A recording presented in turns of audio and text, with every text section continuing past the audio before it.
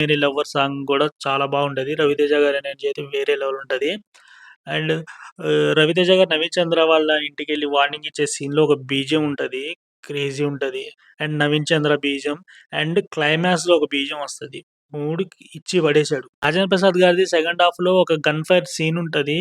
ఆ ఎపిసోడ్ గూడా సూపర్ ఉంటది. మూవీలో నాకు మైనస్ అనిపించిందేంటంటే ఫస్ట్ హాఫ్ చాలా ఎక్కువ లెంతీ అనిపించింది. అండ్ నాకు స్లోగా గూడా అనిపించింది. ఇంటర్వెల్ ముందు వాళ్ళ ఫైట్ తప్ప నాకు అంతగా ఏమనిపియలేదు.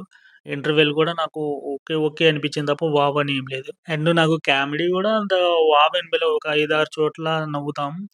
క్లైమాక్స్ అంత అనిపియలేదు క్లైమాక్స్ గూడా నాకు. రెగ్యులర్ కమర్షియల్ మూవీ ఉన్నట్టే ప్రెడిక్టబుల్‌గా ఉంటది. ప్రివ్యూ మూవీస్‌తో పోల్చుకుంటే this is the best movie. Comeback అనేది చెప్పలేను గానీ బెస్ట్ మూవీ. ఓకే. అంత బ్యాడ్ అయితే ఏం లేదు. ఇంక ఈ లాజిక్‌లు ఇవన్నీ తీసి ఎళ్లి 'మాస్ మహారాజా రవితేజ' ఎనర్జీని ఎంజాయ్ చేయాలనుకుంటే ఓకే మూవీ. ఎళ్లి ఎంజాయ్ చేసి రావచ్చు.